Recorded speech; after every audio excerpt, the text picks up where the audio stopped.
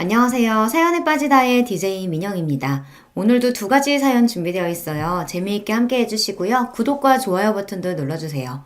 그럼 오늘의 사연 바로 시작해 볼게요.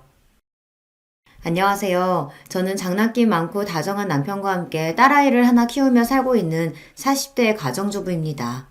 아이 낳은 지 얼마 되지 않아 다니던 직장을 정리하고 육아에 전념하는 때가 엊그제 같은데 벌써 그 아이가 10살이 되었어요. 엄마 껌딱지였던 아이는 이제 친구가 세상의 전부인 시기를 맞아 벌써부터 엄마 아빠를 귀찮아하는 새침대기 딸내미가 되어버렸어요. 덕분에 요즘에는 전에 없이 한가한 나날을 맞이하여 그동안 해보지 못했던 취미생활도 이것저것 건드려보고 각양각층의 다양한 사람들의 진솔한 사연이 가득한 이 채널에도 취미를 붙이게 되었네요. 요즘에는 여러분 사연 듣는 게 하루의 낙이에요. 저나 남편이나 타고나길 스트레스 쌓고 사는 성격이 아니고 그런 저희 부부 성격을 닮아 그런지 딸아이도 낙천적인 데가 있어서 다행히 가정 안에서 불화를 쌓을 일 없이 다복한 삶을 살고 있어요. 그런 저라고 해서 마냥 속 끓일 일이 없지만은 않지만요. 문제의 발단은 바로 제 형부입니다. 모든 의사가 다 그런 건 아닐 텐데 형부는 의사라는 제 직업이 모든 일에 면죄부라도 되는 양 구는 사람이거든요. 형부가 의사면 의사지 무슨 자격으로 남의 남편을 이렇게 우습게 봐요. 그렇게 우습게 여기던 사람한테 이제 와서 빌빌 기는 건 또 무슨 경우고. 의사 자존심 참 별거 없네요. 아니 처제, 내가 그러서 미안하다고 하잖아. 알았으면 내가 아무렴 그랬겠어? 그럼 형부가 잘했다는 거예요? 끝까지 반성할 줄도 모르고. 됐어요. 나도 내 사람한테 함부로 구는 사람 어떻게 되든 내 알 바 아니야. 처제! 지가 의사면 의사지 감히 내 귀한 남편 우습게 여기며 평소에도 깔보더니만 마지막에는 아주 사고를 제대로 치더라고요. 하지만 내 사람 그리 업신여기는 꼴을 가만히 참아줄 제가 아니었습니다. 대체 이게 다 무슨 얘기인지 제 사연 한번 들어보시겠어요? 저는 세 자매 중 둘째예요. 보통 딸 많이 낳는 집은 끝에 아들 하나 보려고 그러는 경우가 많다고 하지만 저희 집은 그렇지는 않았습니다.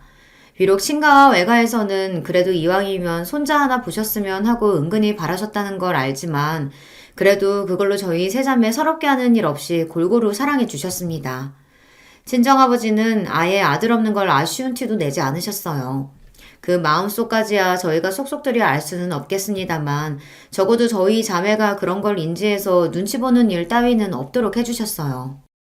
아들 낳아봤자 쓸데 하나도 없다. 딸들이 최고지. 너희들 앞으로 봐라. 이제 아들 타령하는 시대는 끝났다니까. 곧 다들 딸 낳고 싶어하는 세상이 올 거라고.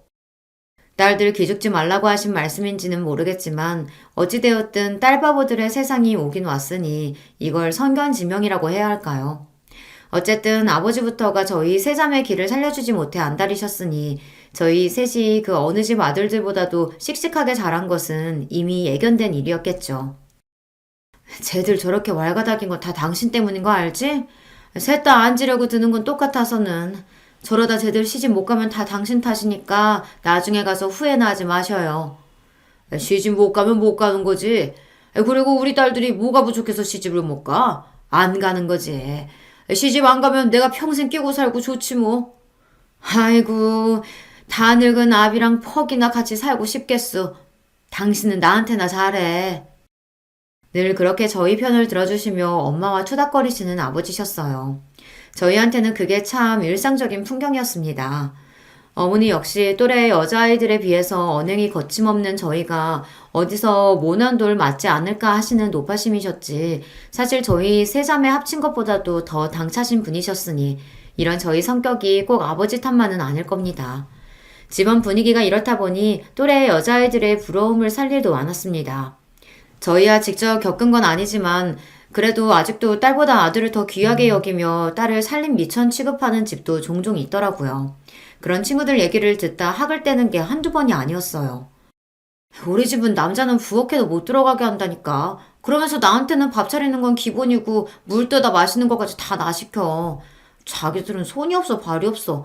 나나 남동생이나 한 살밖에 차이 안 나는데 동생이니까 당연히 네가 해야지 하면서 동생 밥 차리는 것도 꼭 나한테 맡기고.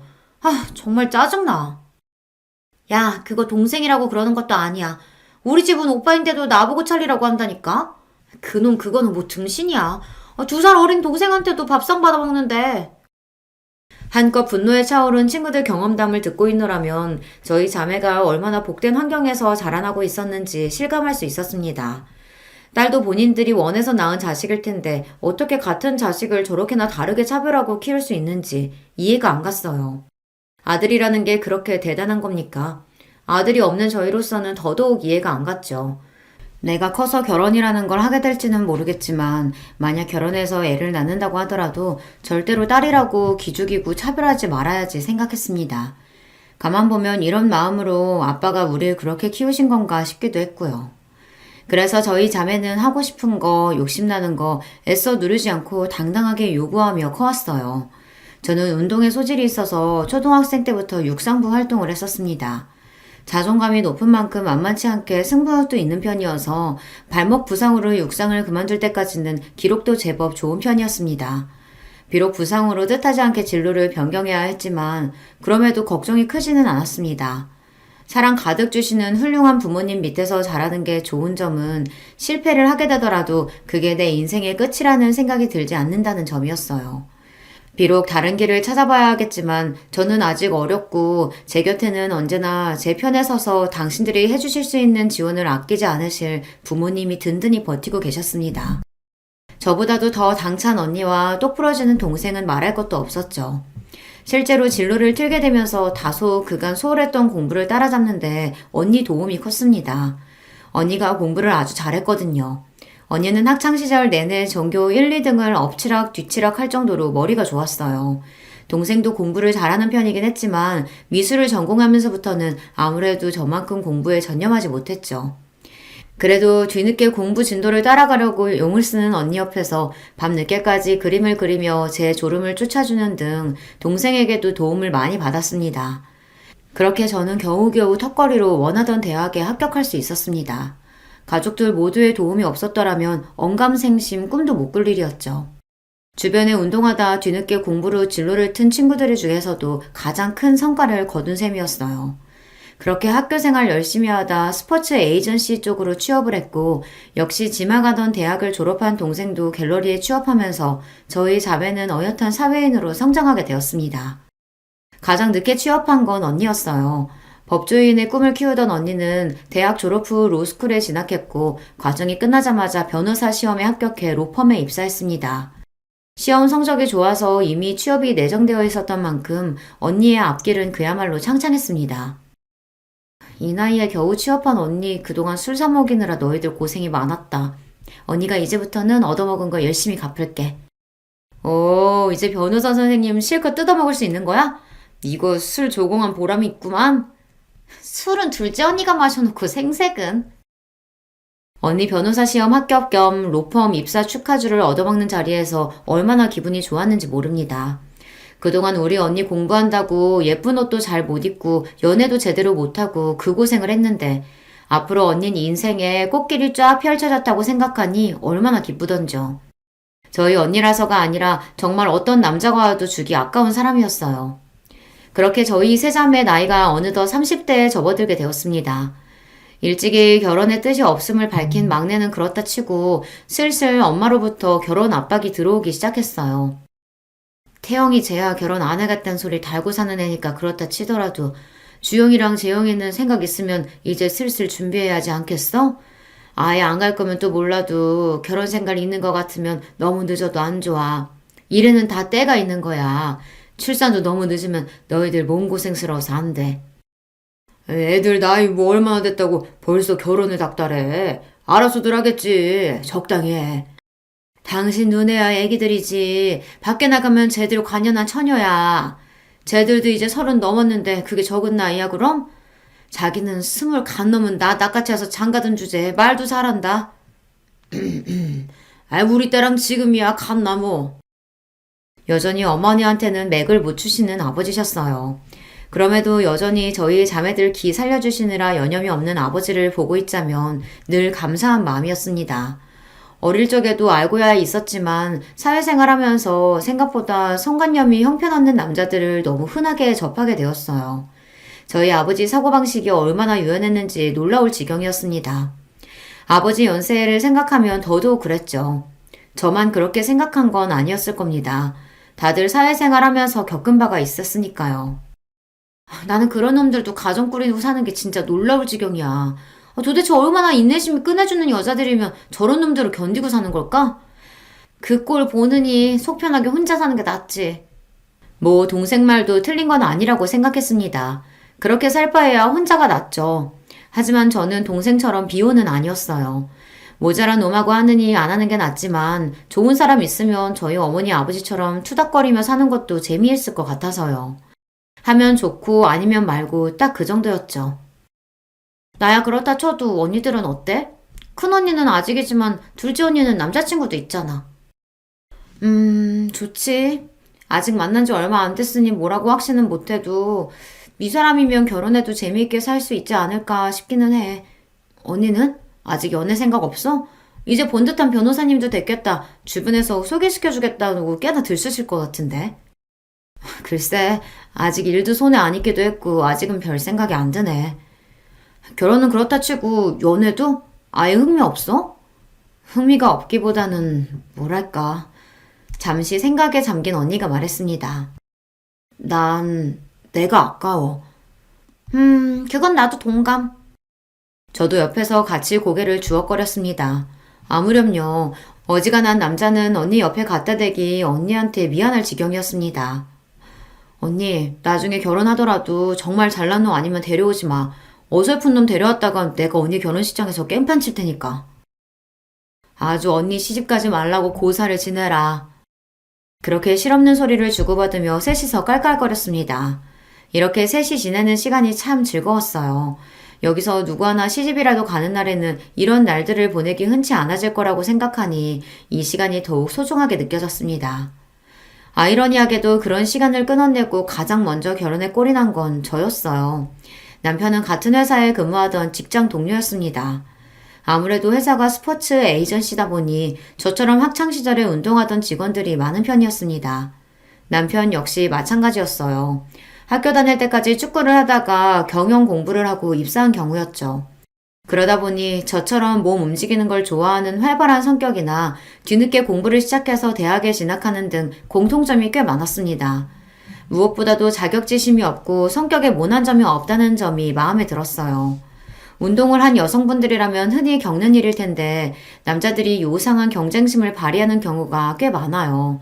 운동을 했다고는 해도 자기가 명색이 남자인데 가볍게 이길 수 있을 거라는 생각을 하고 예의 없게 찔러보는 경우도 있고요. 그래도 같은 직장에 다니는 남자 중 본인이 운동선수 출신이었던 직원들은 오히려 선수 출신들끼리의 동질감이라고 해야 하나? 최소한의 존중은 하는 것 같은데 운동이라고는 제대로 해본 적 없는 남자들이 그런 게 더 심하더라고요. 재영씨 학교 다닐 때 육상했다며? 나도 달리기 꽤 했는데 몇 초 나왔어? 재영씨 무한하게 왜 그래?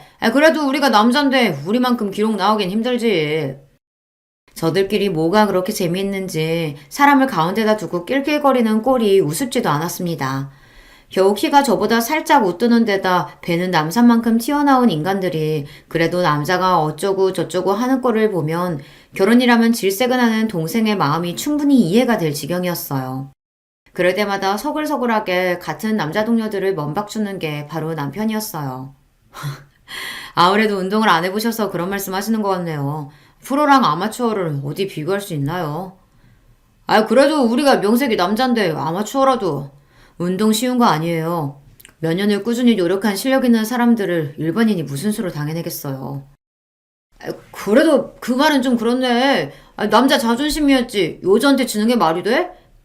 프로 앞에서 여자 남자가 다 무슨 소용이에요.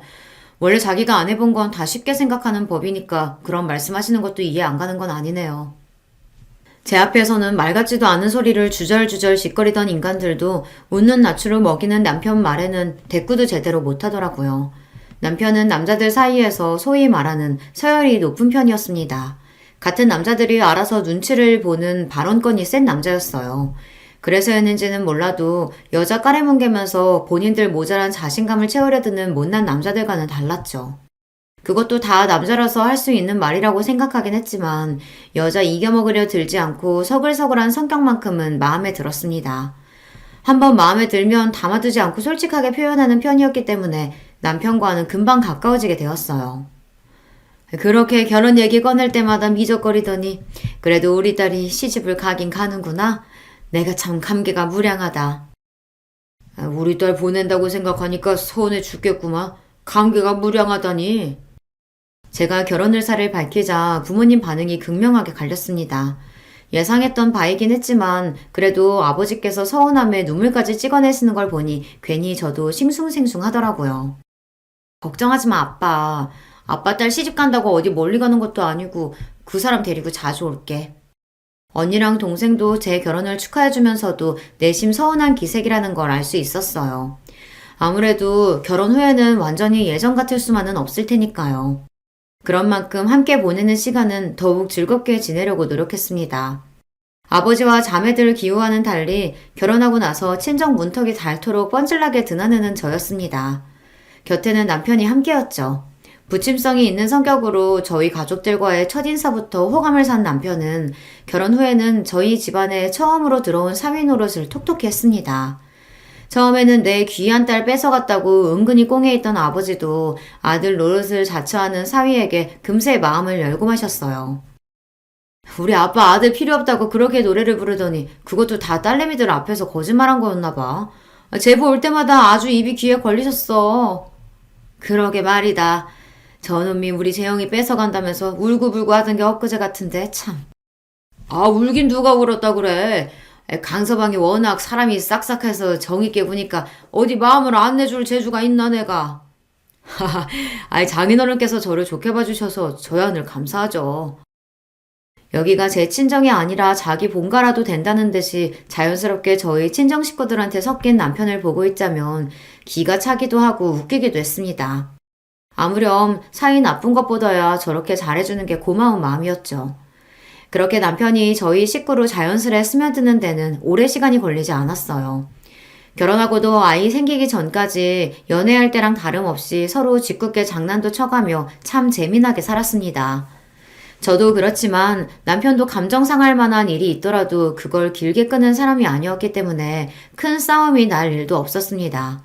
가급적이면 그날 자리에 눕기 전에는 감정을 풀기 위해 노력하기도 했고 때문에 남편과 성격을 잘 맞춰가며 잘 지낼 수 있었어요. 그게 저희 친정 식구들이나 시댁 식구들 보기에 예뻐 보였는지 양가 어른들께서도 저희를 기특하게 봐주셨고요. 특히 언니는 저희 부부 사는 걸 보면서 생각이 많아진 모양이었습니다. 사실 나는 태영이랑 생각이 별반 다르지 않았었거든. 주변에 그렇게 괜찮은 남자도 없는 것 같았고. 근데 재영이 너 제부랑 사는 거 보면 결혼도 나쁘지 않겠다 싶어. 저렇게 성격 잘 맞는 사람이랑 복잡거리면서 사는 것도 재미있겠다 싶고. 언니가 결혼에 대해 긍정적으로 말한 건 그때가 처음이었습니다. 저야 결혼이 맞는 사람은 결혼을 하고 결혼을 원치 않는 사람은 안 하면 그만이라고 생각했지만 언니가 저렇게 생각을 돌린 김에 이왕이면 좀 제대로 된 남자가 나타나서 언니와 즐겁게 살아줬으면 하는 생각이 들었습니다. 생각이 없어서 그렇지 마음 돌리면 언니 주변에 남자야 차고 넘쳤습니다. 언니 조건이 워낙 좋잖아요. 한사코 거절할 때도 선자리가 그렇게 쏟아져 들어왔고 본인이 관심을 보이니 주말마다 언니 보고 선 한번 보자는 자리가 끊이질 않았습니다. 처음에는 자연스러운 만남을 추구한다는 주장을 하던 언니였지만 일할 때 말고는 바깥 출입도 잘 하지 않는 집순이였던 언니였어요. 어딜 나가야 자연스럽든 부자연스럽든 누굴 만나는 거 아닙니까? 아마 언니가 남자 만날 방법은 소개가 최선이었다는 걸 언니도 알고 있었을 거예요. 처음 몇 번 본 선상태들이 영 마음에 차지 않았던지 몇 마디 불평을 하고는 그 후로 별말을 않길래 그러다 마는 건가 싶었어요. 그래서 언니가 가족끼리 다 같이 식사하는 자리에서 결혼할 사람을 데려오겠다고 폭탄 선언을 하자 집안이 발칵 뒤집혔습니다. 갑자기? 누구 만난다는 소리도 안 했잖아. 언니 남자 있었어? 누군데? 어떤 사람인데 네가 결혼 얘기를 다 꺼내? 제대로 된 놈인 거 맞아? 확실히 잘 알아봤어? 가열된 분위기에 다들 질문 폭탄이 쏟아지자 남편이 겨우 저희 식구들을 진정시켰어요. 이윽고 장내가 조용해지자 언니가 입을 열었습니다. 선본 이후로 그쪽에서 계속 연락은 했는데 다시 보니까 또 괜찮은 것 같더라고. 조건도 나쁘지 않고. 네가 고른 남잔데 어련하겠어. 뭐 하는 남잔데? 의사예요. 지금은 대학병원에서 일하는데 곧 개원한다나? 직업이 문제가 아니라 사람이 중요하지, 사람이. 아빠 너무 흥분하지 마시고. 아무렴 똑부러지는 언니가 그런 것도 하긴 안 했을까. 말은 그렇게 하면서도 무슨 쇼핑 갔다 왔다는 것처럼 심드렁하게 자기 결혼 얘기를 하는 언니 모습이 좀 걱정이 되더라고요. 솔직히 무슨 바람이 불었나 싶기도 했어요. 언니가 어련히 알아서 하겠지만 그래도 가족이라고 내가 걱정이 돼서 형부 되실 분 어떤 분이신지 궁금하기도 하고. 무난해. 성격도 그렇고 조건도 그렇고. 사실 처음에는 같은 변호사를 만나는 게 직업적으로 많이 이해해줄 것 같기도 하고 그랬는데 남자 변호사들은 나한테 경쟁 심리를 느끼는 것 같더라고. 일하는 것만 해도 피곤한데 집에서까지 그러고 싶진 않고 무엇보다 나한테 잘해. 내 직업도 존중하고 결혼해도 최대한 지금 생활 유지하면서 살고 싶다는 말에도 이견이 없더라고. 나는 같이 있어서 뭐 더 생기길 바라는 게 아니라 서로 각자 삶 존중하면서 함께 있을 수 있는 사람이 맞는 것 같아. 뭔가 불타오르는 사랑이 느껴지기보다는 서로 잘 맞는 파트너를 찾는 것 같은 느낌이었습니다. 정작 이렇게 말하는 저도 불같은 사랑을 해서 결혼했다기보다는 마음 잘 맞고 서로 장난 잘 받아주는 소꿉친구 같은 연애를 하고 결혼하기는 했습니다만 그래도 남편이 정말 좋지 않았다면 결혼까지는 안 했을 것 같더라고요. 가족들에게 마음 쓰는 것에 비해 연애할 때 남자에게 그 정도의 정성을 쏟지는 않는 언니 성정을 생각해 볼 때 제 걱정이 괜한 걱정은 아니었다고 생각합니다. 하지만 각자 결혼하는 이유야 다 다를 테니 언니의 결정에 딱히 뭐라고 할 말도 없었죠. 부디 언니가 말한 예비 형부가 그런 언니와 꼭 어울릴 수 있는 최적의 짝이기만을 바랬습니다. 결혼 전 친정에 인사를 하러 온 형부는 멀끔하고 번듯한 인상의 범생이 타입이었습니다. 얼굴이 허여멀건한 게 공부한다고 운동이랑은 담쌓고 살았을 게 뻔해 보였어요. 좀 깐깐해 보이기도 했고요. 한마디로 전형적인 엘리트 상이었습니다. 저랑 상성이 썩 맞는 유형은 아니긴 했어요. 아마 그건 남편도 매한가지였을 거예요.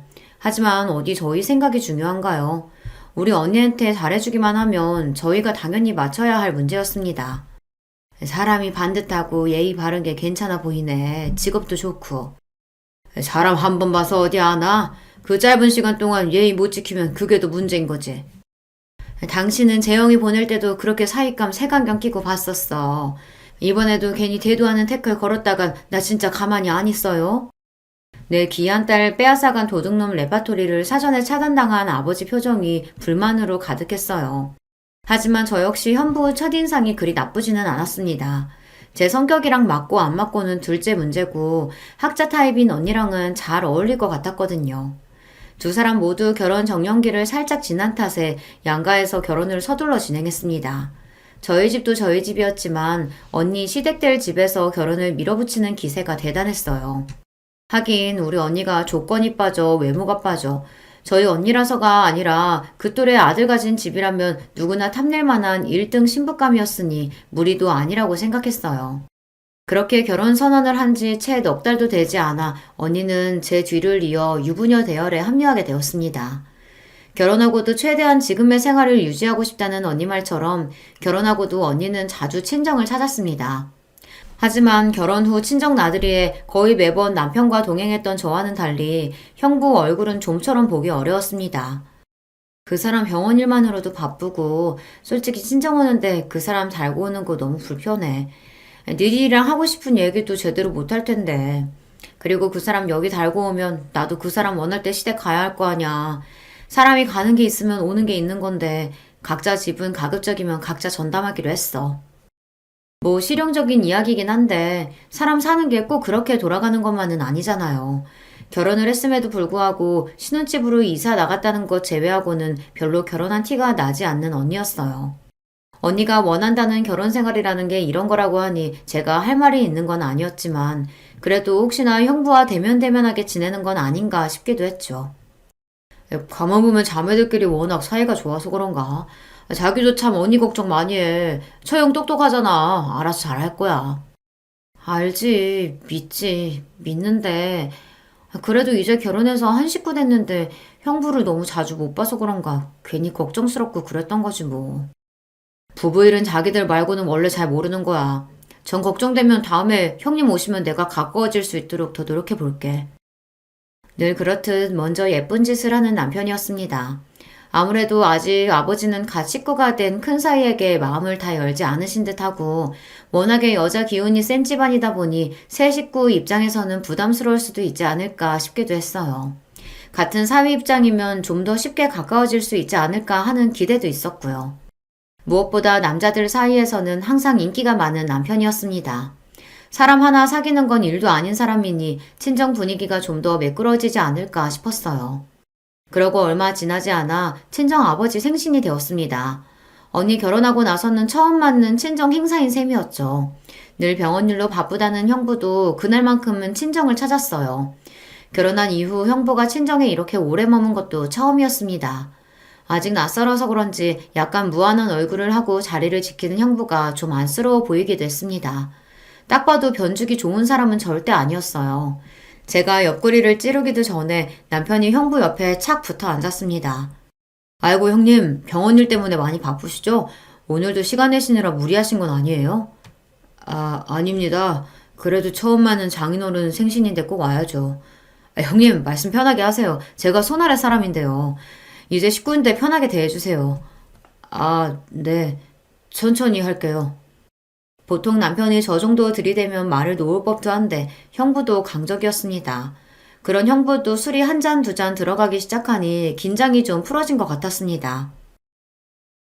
동서 무슨 일 하고 있다고 했지? 저 스포츠 에이전시에서 일하고 있습니다. 저 사람이랑 사내 커플로 만났어요.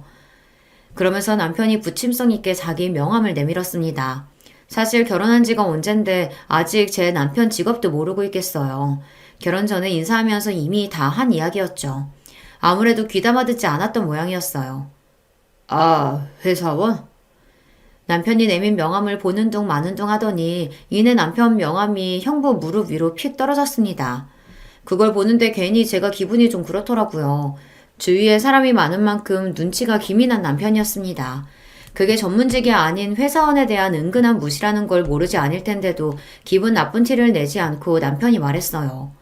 회사원이긴 한데 아무래도 전문적으로 특화된 분야에서 일하다 보니 일반 직장하고는 좀 다르기는 해요. 그래요? 별 관심 없다는 태도가 무례하게 느껴졌습니다. 그동안은 내숭이라도 잘도 떨더니 술 몇 잔에 금세 사람 바닥이 드러나는 게 어이가 없었어요. 내 남편이 그 옆에서 괜히 그런 취급 당하게 하기 싫어서 혼자 술을 마시든 말든 남편을 불러다 제 옆에 앉혔습니다. 제가 뿔난 걸 알아차린 남편이 자기가 잘못한 것도 아니면서 저를 달래주겠다고 손을 잡고 장난을 거는 걸 괜히 심통을 내며 손을 뿌리쳤어요. 참나, 자기가 의사면 의사지 뭘 한다고 사람을 무시해요? 남편 말처럼 스포츠 분야에 특화된 회사였기 때문에 전문성을 띠고 있다는 건 사실이었어요.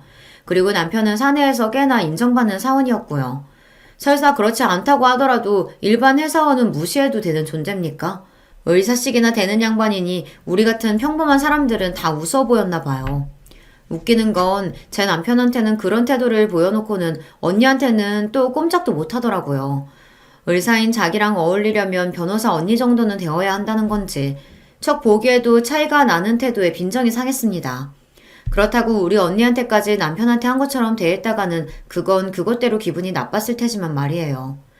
늘 그랬던 것처럼 언니가 신경 써서 아버지 생일 선물도 준비하긴 했지만 형부도 제법 두꺼운 용돈 봉투를 내밀었습니다. 바빠서 그렇긴 했지만 하나가 미워 보이니 다른 것도 미워 보여 그랬는지 그것조차 자기 돈 잘 번다고 유세 부리는 것 같아 못마땅했습니다. 뒤이어 남편이 아버지께 생신 선물을 건넸어요. 아버지 성함이 새겨진 맞춤 등산 지팡이였어요. 아버지와 시간을 자주 보내는 섬세한 성격의 남편이 준비할 만한 선물이었죠. 아버지 지금 쓰시는 등산 지팡이 손잡이 부분이 많이 닳았잖아요. 이번에는 특수 제작해서 마모가 적은 소재로 달았으니까 쓰시기 괜찮을 거예요. 역시 내 마음 아는 건 우리 강서방밖에 없다. 고마워. 다음에 같이 등산 갈 때 꼭 들고 갈게. 두꺼운 봉투보다 남편의 등산 지팡이를 더 기쁘게 받으시는 아버지셨습니다. 우리 사위 최고라며 평소처럼 서로 부둥부둥하는 남편과 아버지를 보는 형부 시선이 묘하게 고가워 보이더라고요. 제가 곱깝게 보면 뭐 어쩔 거야 싶었어요. 그날을 기점으로 형부가 제게 미운 털이 아주 단단히 박혔죠. 형부랑 잘 지내보라는 말. 형부랑 잘 지내보라는 말 취소야. 이제 보니까 사람이 아주 음흉한 게 기분 나빠 죽겠어, 진짜. 아이, 왜 그래? 난 진짜 괜찮다니까 그러네. 난 안 괜찮아. 자기 전문직 사짜 직업 달았다고 유세 떠는 거야, 뭐야. 가족으로 엮인 사람한테도 그런데 안 그런 사람들한테 어떻게 굴지 안 봐도 뻔하다. 언니야 잘 나가는 변호사니까 그 앞에서는 고분고분 굴었나 본데 어디서 사람 무르게 보고 그런 짓을 해? 감히 내 남편한테. 아이고, 형님이 우리 재영씨 성질을 제대로 돋궜구만. 형님 이제 큰일 났네. 자기 딴에도 자존심 상하지 않았을 리가 없는데도 불구하고 제 기분을 풀어주려고 노력하는 남편이었습니다. 그딴 사람 조건으로 달리 대하는 인성 문제 있는 의사보다야 내 남편이 훨씬 나은 사람이죠. 다음번에 한 번만 더 내 가족 기죽이려고 들었다간 봐라. 내가 아주 코를 납작하게 눌러주리라 벼르고 별렀습니다. 그리고 얼마 안 지나 자매끼리 간만에 밖에서 티타임을 가졌습니다. 언니가 형부 저러는 걸 과연 알까 떠보고 싶은 마음도 있었으나 그걸 알았으면 벌써 언니 성격에 대판했을 게 분명했으니 무의미한 짓이다 싶었죠. 무엇보다 언니는 저희 남편을 좋아했으니까요. 그렇지 않았다 하더라도 제 식구 없인 여기는 걸 용인할 사람이 아니었습니다. 여러 생각을 하며 언니 얼굴을 가만히 들여다보니 업무가 많은지 다크서클로 눈밑이 검었더라고요. 언니 요새 일이 많아? 무척 피곤해 보이네. 아, 그게 실은 요새 네 형부가 개원하겠다고 난리야. 언니 결혼 전에도 형부 개원한다고 하지 않았어? 그랬지. 그래서 나는 준비가 다 된 줄 알았는데 그게 아니더라고. 언니 말을 들어보니 이랬습니다. 결혼 전에도 곧 개원할 예정이라고 했던 형부는 사실 개원할 만한 여건이 다 갖춰지지 않은 상태였습니다. 개원에 한두 푼이 드는 것도 아닌데 모아둔 돈도 생각보다 많지 않아서 속으로 놀랐다고 하더라고요. 아니, 직업이 대학병원 의사인데 모아둔 돈이 그렇게 없대? 의사들은 마이너스 통장도 잘 뚫어준다며. 집안이 개천에서 용난 것도 아닌데 왜 그런데? 저도 모르게 좀 빈정거리게 되더라고요. 그렇게 내 남편 깔보면서 우습게 보더니 의사라고 대단할 것도 없네 싶은 생각이 저도 모르게 들었나 봅니다. 그런 제 말에 언니가 한숨을 푹 쉬더니 대꾸했습니다. 시아버지 사업하시는데 급하게 막을 게 있어서 빌려드렸다고 하더라고. 말이 빌려드린 거지 아들 자식 지금까지 키워서 의사 만들어놨는데 그 정도는 받아야 되는 거 아닌가 생각하시는 눈치야. 못 받을 것처럼 얘기하는 걸 보니 본인도 딱히 돌려받을 생각도 없는 것 같고. 그럼 개원 못해? 그렇지. 그러면 개원 생각을 접어야 맞는 거지. 그런데 개원을 하겠대. 무슨 돈으로? 설마 언니한테 그 돈 해달라는 거 아니지? 동생 말에 언니 표정이 굳어졌습니다. 이놈이 언니 같은 여자 데려가서 호강은 못 시켜줄 망정 자기 마누라 돈 뜯어서 제 병원 차릴 생각을 해요. 저도 모르게 흥분해서 소리쳤습니다. 언니, 행여나 돈 줄 생각 하지도 마. 결혼할 때 각자 영역 확실히 지켜주기로 해놓고 개원해달라니. 무슨 언니한테 병원 맡겨놨어? 네 언니 물렁뼈 아니다. 대놓고 그렇게 요구하지는 못하는데 내가 대놓고 나 그런 거 못해준다고 딱 못 박았어. 내가 못해준다는데 뭘 어쩔 거야. 맞습니다. 언니가 아니라면 그건 정말 아닌 거였어요. 언니가 순순히 당하고 있을 성격이 아니라는 걸 알면서도 괘씸한 마음은 가시질 않더라고요. 이러려고 능력 있는 변호사 언니 앞에서 설설 기는 건가 싶은 삐딱한 마음도 들었습니다. 집에 돌아와서 남편에게 그 이야기를 했더니 남편도 황당해 하더라고요. 왜 안 그렇겠어요. 언니가 뭐가 아쉬워서 남편 병원까지 해줘가며 결혼 생활을 유지해야 해요. 선볼 때 언니의 변호사 사무실 내주겠다고 한 번만 만나달라던 남자가 한둘이 아니었던 언니인데요. 생각하면 할수록 마음에 안 들었습니다. 재영아, 네 형부 네 언니한테 혹시 병원 해달라고 한다냐? 생각지도 못하게 훅 들어온 질문에 흠칫했습니다. 언니가 말했을 리는 없고 아무래도 동생이 슬쩍 아버지께 흘린 모양이었어요. 언니는 우리 집안 자랑이었습니다. 그런 자랑스러운 언니를 감히 물주 취급한 형부한테 동생이라고 감정이 좋을 리가 없었습니다. 가뜩이나 아직 큰 사이에게 마음을 열어주지 않은 아버지한테 저런 말을 전한 건 명백히 의도가 있는 행동이었으니까요. 내가 처음부터 정이 안 가더라니 우리 귀한 딸 데려가 놓고 그런 소리래? 자기가 의사니까 뭐 옛날처럼 열쇠 3개라도 받아내겠다는 거야 뭐야. 제 놈이 의사면 우리 딸은 잘 나가는 변호사인데 우리 주영이 모셔가겠다는 놈이 얼만데? 감히 내 딸에 그런 취급을 해? 의사라고 좀 잘 나가나 했더니 제 능력으로 개원도 못하는 놈이. 단단히 화가 나신 아버지셨어요. 아버지가 저렇게 화가 나셨는데 어머니라고 모르실 리가 없으셨습니다. 언니 속 시끄러울까봐 본인까지 거들지 않으시는 거였겠죠. 하지만 친정 내에서 형부에 대한 여론이 완전히 바뀌어버렸다는 것만큼은 부정할 수 없었습니다. 언니가 의사를 분명히 했음에도 불구하고 아직 완전히 포기한 건 아닌지 답지 않게 형부가 부쩍 자주 언니를 따라 친정에 나타나더라고요. 물론 이제 형부를 두 팔 벌려 환영하는 사람은 더는 남아있지 않았지만 말입니다. 평소 친정 식구들 눈치를 잘 보던 형부가 자신을 대하는 처가 식구들 태도가 미묘하다는 걸 알아차리지 못할 리 없었을 거예요. 몇 번 따라오는 신용하는 것도 오래 가지 않고 곧 다시 친정의 발걸음을 끊었으니까요. 속이 훤히 들여다보이는 태도에 친정 식구들의 형부에 대한 실망감은 더더욱 커졌습니다. 다들 걱정하지 마. 나 그렇게 물은 사람 아닌 거 알면서 그래. 너야 잘하겠지만 애초에 이런 상황 만든 것 자체가 마음에 안 들어 그렇지. 다른 식구들 마음도 딱 그랬을 거예요. 우리 다들 그렇게 생각했지만 특히나 아버지 눈초리는 더더욱 곱지 않았어요. 친정 식구들 중에도 아버지 눈치를 가장 많이 보는 형부였으니 친정에 머무는 게 가시방석이었겠죠. 그렇게 개원은 물 건너갔나 했는데 얼마 지나지 않아 형부에게서 곧 개원한다는 연락을 받게 되었어요. 대번에 결국 언니가 뜻을 굽혔나 싶어 퍼뜩 언니에게 전화를 했습니다. 언니, 결국 형부 병원 해주기로 한 거야? 고세를 못 참고 개원 소리 했다니? 아니야, 내가 미쳤다고? 그 개원하는데 도움 줄 만한 인맥들 좀 소개해주긴 했지. 직접적인 도움을 준 건 아니더라도 언니도 꽤나 시달린 모양이었습니다. 아니었으면 얄짤없는 성격의 언니가 그런 우회적인 노력까지 해가며 속을 끓이지는 않았을 테니까요. 결국에는 본인이 원하는 걸 얻어냈구나 하는 생각에 형부가 괘씸하기까지 했습니다. 아주 잘난 마누라 얻은 덕은 혼자 다 보고 있구나 싶었어요. 개원을 하든 말든 상관도 하기 싫었으나 그래도 언니의 남편이었습니다. 마지못해 혼자 후딱 갔다 얼굴 도장만 찍고 나올 생각이었는데 정장 차림의 남편이 슬슬 따라오더라고요. 갈 거 없다니까. 나도 얼굴만 비추고 곧장 나올 거야. 모르면 모를까. 그래도 좋은 일인데 한 식구가 돼서 가보지도 않는 건 좀 그렇지. 뭐 예쁘다고 축하식이나 해줘. 정작 형부는 우리 같은 사람 가족으로 생각하지도 않을 텐데.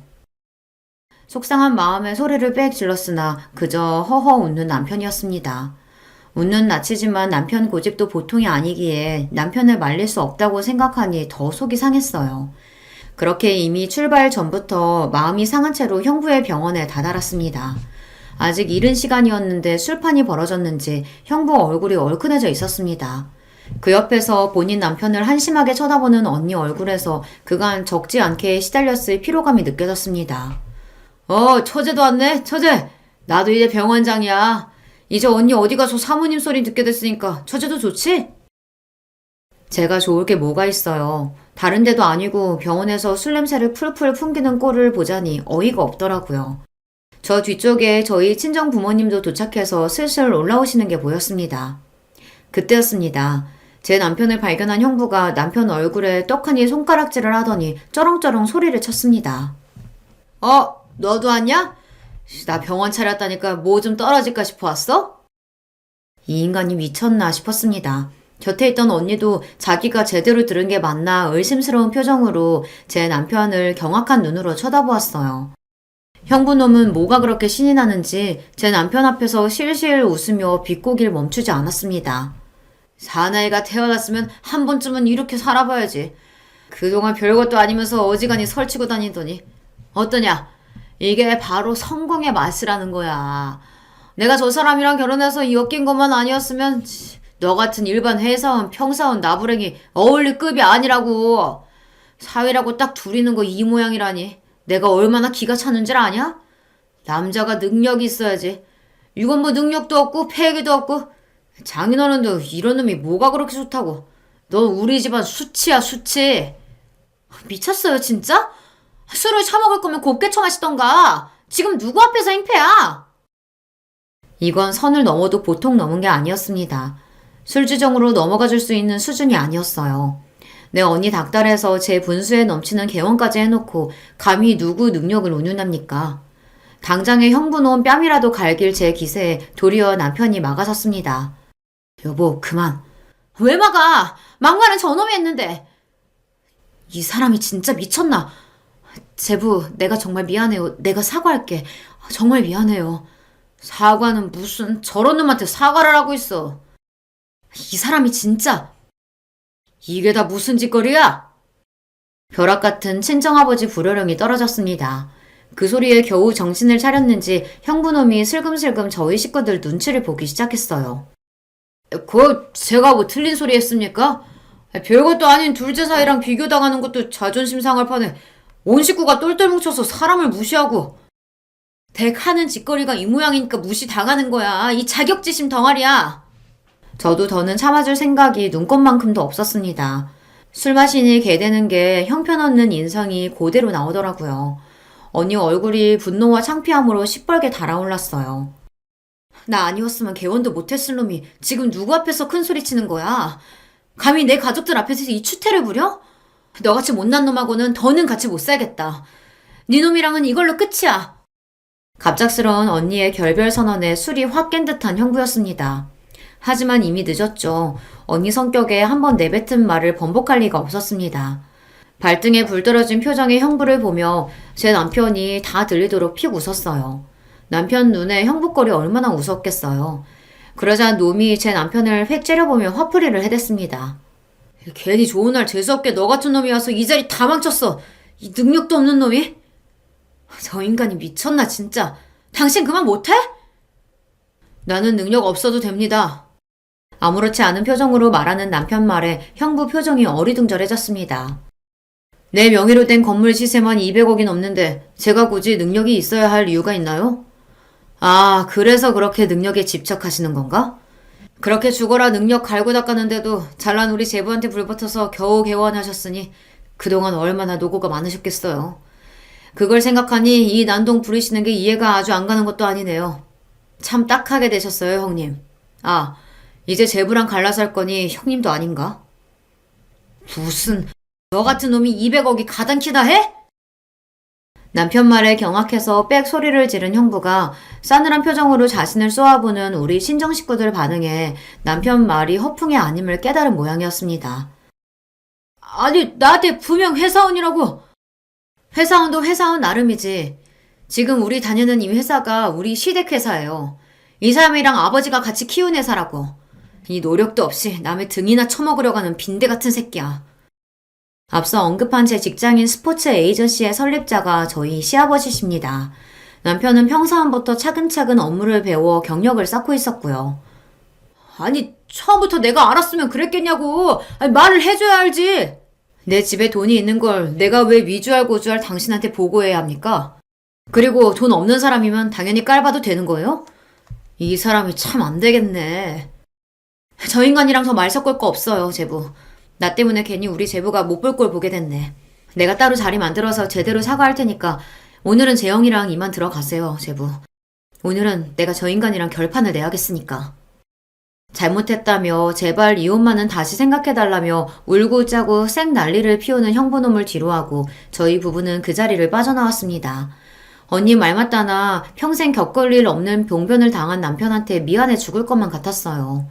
그럼에도 별거 아니라는 듯 웃어넘기는 남편이었습니다. 그럴 거 없어. 저런 인간들 어디 한둘도 아니고 자기 가진 게 제일인 줄 아는 놈들이 천지지. 세상 무서운 줄 모르고 말이야. 그치? 세상 무서운 줄 모르던 형부놈의 업보는 이제부터 시작이었습니다. 언니도 그동안 여간 속을 썩은 게 아니었는지 아주 벼르고 벼른 모양이었어요. 저희 언니 직업이 뭔지 아시죠? 언니는 본인 인맥을 총동원해서 아주 무시무시한 이혼 소송단을 꾸렸습니다. 자력으로 제 병원 열 능력도 없는 일개 의사가 감당할 수 있는 수준이 아니었죠. 언니 인맥으로 개원에 도움을 줬던 사람들도 이혼 소식에 다들 발을 빼는 바람에 당장 형부가 막아야 할 빚이 막대했습니다. 당연히 개원은 물 건너갔죠. 원래 사람은 아예 가지지 못한 것보다 목표를 목전에 두고 좌절당하면 더 미치는 법 아닙니까? 뒤늦게 수습을 해보겠다고 저희 친정 식구들한테 제발 언니 좀 설득해달라고 무릎이 닳도록 빌고 다녔어요. 하지만 저희가 미쳤다고 언니 두고 그놈 편을 들어주겠어요. 특히나 저는 형부놈 무릎이 다 닳아버려도 동정심 한 톨 들지 않았습니다. 내 남편 그렇게 개무시하고 갈시할 땐 언제고 이제 와서 여기서 추태야? 우리가 용서해준다고 한들 언니가 마음 돌릴 일도 없겠지만 감히 내 남편 함부로 대하고 내 용서를 바래? 이 뻔뻔한 놈아? 쌀쌀해진 날씨에도 아랑곳하지 않고 물 한 바가지를 끼얹어 눈물 내쫓은 제 속이 얼마나 시원했는지 모릅니다. 남편도 굳이 말리지 않고 그 광경을 구경했어요. 이제 속이 좀 후련해?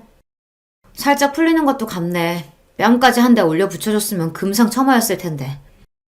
지저분하게 들러붙는 전 남편 깔끔하게 해치운 언니는 다시금 화려한 싱글이 되었습니다. 괜히 언니 결혼에 불화해 도화선이 된 건 아닌가 걱정하는 제게 도리어 언니가 말했습니다. 아니다 싶을 땐 하루라도 빨리 발 빼는 게 인생 덜 낭비하는 거야. 그 머저리 안 보고 사니 속이 다 시원하다야. 여전히 언니다운 당당한 태도였습니다. 언니가 그렇다면 그런 거니 저도 괜한 걱정은 하지 않기로 했어요. 그렇게 저희 집안에 분란만 일으키던 형부놈 치우고 다시금 가족 간의 평화를 되찾게 되었습니다. 요즘엔 자기 후배들 병원에 몇 달씩 페이닥터로 돌고 있다는데 뭐 어찌 살든 저는 더는 관심 없네요. 오늘 제가 들려드릴 이야기는 여기까지예요. 제 이야기 끝까지 들어주셔서 감사합니다. 안녕하세요. 저는 우리나라 말에 정말 다채로운 표현이 많다고 생각하는데 그 중에서도 콩깍지가 씌었다는 표현이 신기하다고 생각해요. 이성에게 홀딱 빠져서 똥인지 된장인지 물불 못 가리는 상태를 어쩜 그렇게 표현을 잘했을까 싶어요. 네, 제가 바로 헛된 콩깍지가 씌었던 사람입니다. 저는 3남매 집안의 장녀고요. 밑으로만 남동생들만 있어요. 철이 든 시절 이후로는 제가 동생들을 꽉 잡고 살았습니다. 아들들에게 밀려서 차별당하고 서럽게 큰 딸, 이런 건 저에게 해당이 안 됐어요. 저는 어렸을 때부터 기질 자체가 무척 씩씩한 아이였거든요. 단지 장녀의 책임감 같은 건 저도 해당이 되더군요. 저부터 모범을 보이고 잘해야 부모님이 힘들지 않으실 거라는 투철한 효심이 있었습니다. 나약한 소리는 옛날부터 할 줄은 몰랐고요. 군말 없이 해내는 스타일이었어요. 동생들은 이런 저를 질투하면서도 인정해왔고요. 저 같은 여자가 만날 남자 어떤 유형일 것 같으신가요? 적어도 저보다 잘난 남자, 능력 있고 책임감 넘치고 그런 남자를 저 같은 여자가 만날 것만 같으시죠? 남편은 슬프게도 한량에 가까웠어요. 어쩌다가 코가 꿰었는지는 묻지 말아주세요. 콩깍지가 씌었다는 말로 모든 걸 설명할 수 있으니까요. 제가 결혼하겠다고 하니까 부모님은 굉장히 당황스러워 하시면서도 차마 사위감이 별로다라는 말을 입 밖으로 못 내셔서 입술만 움찔움찔 하셨어요. 저는 그걸 눈치챘음에도 괜히 모른 척 했었죠. 그래. 우리 노우리가 어련히 알아서 자기 신랑감을 잘 골랐을까? 그렇지 여보? 우리는 그냥 믿고 응원해주면 되는 것 같지? 맞아요. 우리 딸이 언제 우리를 실망시키는 걸 본 적이 있어요? 언제나 자기 동생들에게 귀감이 되는 누나였잖아요. 결혼하겠다는 이야기가 갑작스럽게 들리는 건 맞지만 알아서 잘해 나갈 거라고 믿어요. 부모님은 그런 대화를 나누시며 아쉽다는 눈빛을 하고 계셨으나 저는 속으로 행복하게 사는 것으로 증명해 보이겠다는 다짐만 하고 있었습니다. 제 친정은 이렇게 금세 일단락이 되었는데 시댁 쪽은 어땠을까요? 황당함이 아주 이만저만도 아니었습니다. 시어머니께서는 어디서인가 궁합을 받아왔다며 저에게 웬 종이 쪼가리를 내미시더니 고개를 절레절레 저으셨어요. 결혼하겠다고 인사를 드린 이후로 처음 따로 뵙는 자리였습니다. 우리 아들하고의 궁합이 썩 좋지가 않구나. 이 결혼 쉽게 승낙할 게 아니야. 네? 갑자기 그게 무슨 말씀이세요? 저번에 제가 찾아뵙고 인사를 드렸을 때는 반갑다고 환영한다고 앞으로 잘 살라고 그런 말씀만 하셨었잖아요. 이건 살짝 조심스러운 부분이긴 하지만 그때 분명히 성혁 씨가 전에 만났던 여자보다 제가 훨씬 나아서 기쁘다고 하시는 소리도 제가 들었던걸요? 그건 사실이긴 해. 우리 아들이 워낙 착하고 마음씨가 여린데 그걸 이용한 못된 여자가 하나 있었거든. 어디 감히 미혼모 주제에 우리 아들을 넘봐? 절대 안 될 일이지. 그래서 내가 용을 쓰고 잘 갈라놓기는 했는데 그 못된 미혼모보다야 네가 수백 배는 훨씬 더 낫긴 한데 궁합이 별로라고 딱 나오니까 내가 심란할 수밖에 없구나. 결혼을 시켜도 될지 모르겠어. 앞만 봐도 불안해. 성혁 씨는 궁합 같은 거 전혀 안 믿는 사람인 것 같던데요. 어머님, 전혀 과학적이지도 않은 그런 궁합 하나 때문에 저의 결혼을 허락 못 하시겠다는 건 좀 아니라고 생각합니다. 다시 한번 신중하게 재고를 해주세요. 잠깐. 우리 아들은 너처럼 이렇게 냉철하지 못하거든. 말랑말랑한 백두복숭아 같은 게 우리 아들인데 너는 마치 돌같이 단단해서 이빨이 안 들어가는 천도복숭아 같구나. 달지도 않아서 불량품이 그런 천도복숭아 말이야. 하지만 이것만 봐도 궁합이 좋지 않은 듯 싶어. 역시 받아오니 궁합이 정확했던 거야. 미안하지만 결혼은 안 되겠구나.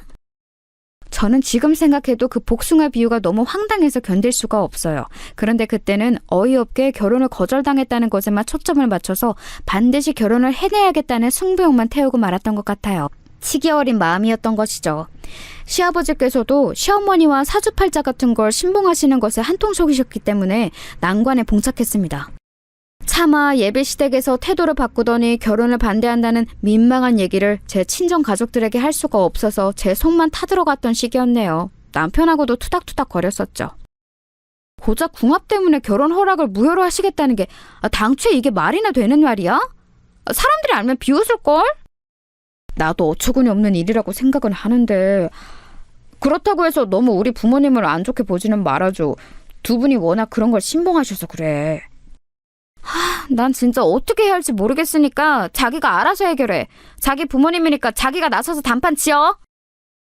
저는 두 손을 들었었는데 그때 남편이 정말 시부모님과 단판을 지었어요. 도대체 무슨 대화가 오갔는지는 모르겠지만 남편이 며칠에 걸쳐서 시부모님을 설득해냈습니다. 그리고 바로 이것 때문에 제 안에서 남편의 점수가 더 올라갔던 것 같아요. 결혼을 그대로 밀어붙이고 말았던 것이죠.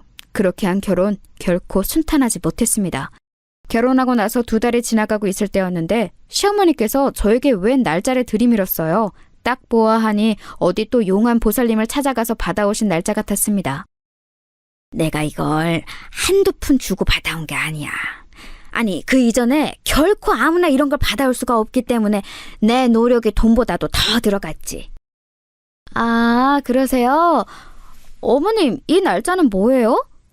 혹시 저희 부부가 여행 가기에 좋은 길이라고 하던가요? 아니면 가족 모임 날짜예요? 그런 것을 전혀 믿지 않는 제가 애써 표정 관리를 하면서 물었을 때도 상상을 못했습니다. 설마 그런 날짜일 줄은 몰랐어요. 저는 시어머니의 대답을 듣고는 하마터면 기절할 뻔했네요. 너는 안 그렇게 보여서는 은근히 눈치가 맹한 편이구나. 신혼부부에게 들고 온 게 무슨 날짜겠니? 상상력이 그렇게 없어? 바로 부부관계일이야. 하루 앞도 아니고 하루 뒤도 아니고 정확히 이 날짜에 맞아야 한다. 그래야 우리 집안 대를 이을 총명한 아들을 가질 수가 있어. 이건 말도 안 되는 짓이었습니다. 조선시대 왕실도 아닌데 웬 부부관계일을 따로 날짜를 받는다는 건가요?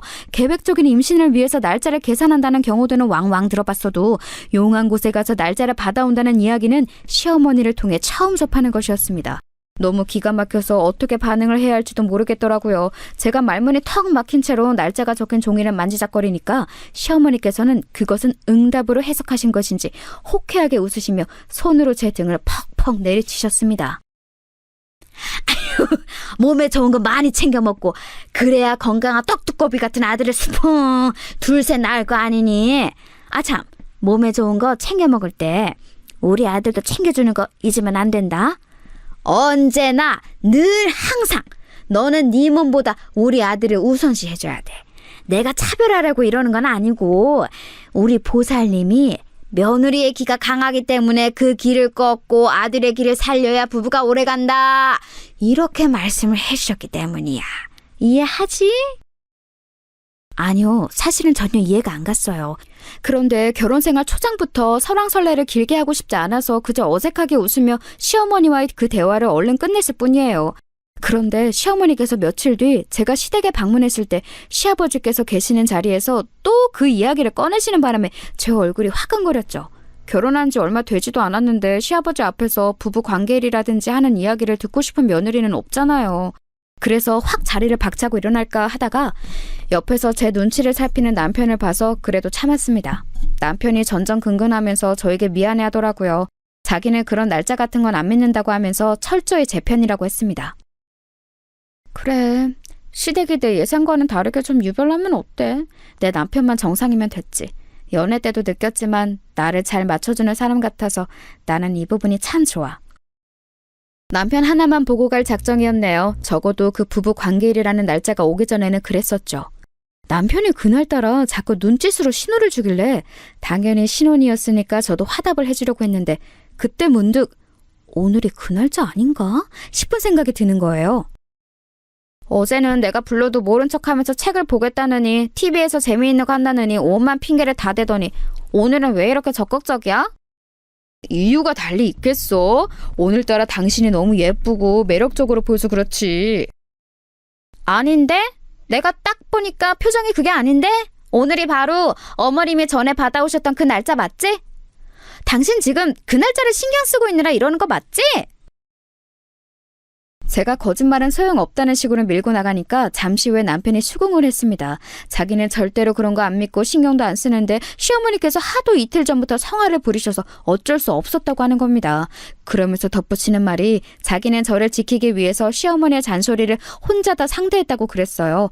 일하는 와중에도 시어머니의 전화가 자꾸 왔었고 어쩔 수 없이 그 날짜에 지키겠다고 확답을 했다는 거예요. 대신 저를 귀찮게 하지 말아달라고 귀찮고 번거로운 건 다 자기가 지고 가겠다고 시어머니께 그렇게 말씀드렸다고 했습니다. 그건 꽤 가상한 발언 아닌가요? 점수 딸 만한 요소였죠. 하지만 저는 보고 말았습니다. 남편이 씻는 동안 이상하게 저는 남편의 휴대폰을 보고 싶더라고요. 비밀번호가 걸려 있었지만 저는 그동안 아닌 척하면서 곁눈질로 남편의 휴대폰 하는 걸 봤었기 때문에 비밀번호가 뭔지 속으로는 알고 있었어요. 이때 처음 사용해보게 된 거였죠. 그리고 통화 목록을 봤을 때 시어머니와 근무 중에 통화한 적이 최근에 단 한 차례도 없었다는 걸 알아냈어요. 끽해야 문자만 몇 통 주고받았던데 그마저도 시어머니께서 안부를 물으시거나 잔소리를 하시는 것에 대해 남편이 굉장히 귀찮다는 듯 단답으로 쳐낸 게 다였어요. 그래 놓고서는 저에게 자기 아내를 위해 결혼 초장부터 모친과 맞서는 남자인 척 굴었다니 진심으로 황당했습니다. 그런데 와중에 더 기가 막혔던 건 남편이 시어머니께 웬 허세를 떨고 있었다는 거예요. 약간 문장에 긴 문자가 있길래 무심코 확인했더니 시어머니께서 며느리의 기가 세서 불안하다고 하시며 보살내미지 뭔지 아는 사람이 했다는 말을 들먹이셨는데 거기다 대고 남편이 이런 식으로 반응을 했더라고요. 노을이는 내가 꽉 잡고 있으니까 괜한 걱정하지 마. 엄마, 걔가 겉으로만 강한 척하는 거고 집에서는 찍소리도 못해. 내가 씻고 나오면 욕실 앞에서 무릎 꿇고 수건대령 하는데 내가 이 정도야. 어이가 없어도 너무 없었죠. 제가 친정 집안에서 남동생 때 꽉 잡고 산 누나였는데 이런 저에게 뭐가 어쩌고 저쩌요? 저는 그 휴대폰을 든 채로 가만히 욕실 앞에 서 있었습니다. 그리고 남편이 곧 씻고 나왔을 때 그 문자의 화면을 눈앞에 들이밀었어요. 휴대폰 액정이 커져 있길래 무심코 봤다는 짧은 거짓 핑계를 댄 뒤 말입니다. 어리둥절해하던 남편은 상황 파악을 마치고서는 아연실색이 되었죠. 그리고 어떻게 했던 줄 아세요? 가타부타 말도 않고 제 앞에서 무작정 무릎을 또 꿇었습니다. 본인 모친에게 허세를 떨었던 내용무대로 본인이 행하게 될 줄은 몰랐을 테지요. 시어머니께 기세등등한 남편인 척 굴고 싶어서 그런 허세를 떨었다고 했습니다. 제 이미지를 멋대로 깎아먹고 있었던 것 같아서 저는 기분이 나쁘긴 했지만 남편이 곧장 무릎을 꿇으니까 솔직히 할 말이 없었어요. 여기서 더 화를 내면 되려 제가 예민한 사람이 될 것만 같은 느낌? 그런 게 있었습니다.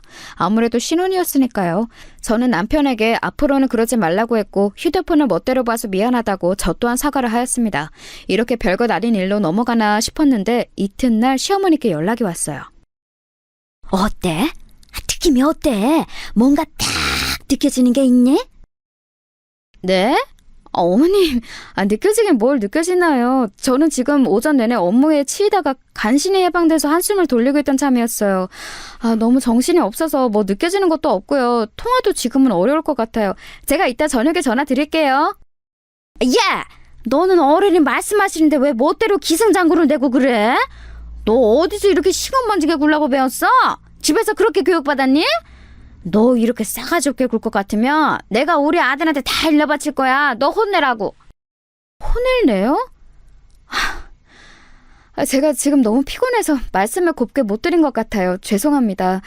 어머님께서 다짜고짜 느낌이 어떠냐니 이런 황당한 질문을 하시니까 제가 머리가 좀 아팠어요. 근데요, 어머님, 기승장구가 아니라 기승전결이에요. 너 대학 나왔다고 유세 떠는 거야? 너는 대학 나왔고 나는 중졸이라 이거지? 너무 못난 며느리를 들이며 패가 망신하고 잘나서 기가 드센 며느리를 들이며 우리 아들이 고생할 거라고 보살님이 예전에 분명 그러셨는데 나는 지금 그게 왜 생각나는 건지 모르겠네. 어머니, 오늘 뭐 기분 안 좋은 일이라도 있으셨어요? 목소리가 격앙돼 있으신 게 왠지 그런 것 같아서요. 저는 참고로 어머님이 중졸인지 초졸인지 아니면 대졸인지 알지도 못했습니다. 지금 처음 알았네요. 내 속 터지게 하는 망할 딸년 때문에 이러는 거지 뭐. 에이, 아니다. 너한테 이런 얘기 해봤자 뭘 하겠니. 아무튼 어제가 아주 중요한 날짜였잖아. 귀하게 받아온 날짜인데 혹시 뭐 느껴지는 게 없느냐 이 말이야. 범상치 않은 아이를 임신할 때면 아주 처음부터 몸에서 느껴지는 기운 같은 게 있다던데. 너는 뭐 느껴지는 게 없니? 응? 립스틱을 고쳐 바른 직후였다는 것도 있고 저도 모르게 그때 입술을 아주 꽉 꿰물었답니다. 저는 살면서 시어머니의 황당한 논리를 간접적으로나마 경험해 본 적이 없는 사람이었어요. 주변에 있는 종교인들이라곤 교회와 성당을 다니는 사람들 뿐이었으니까요.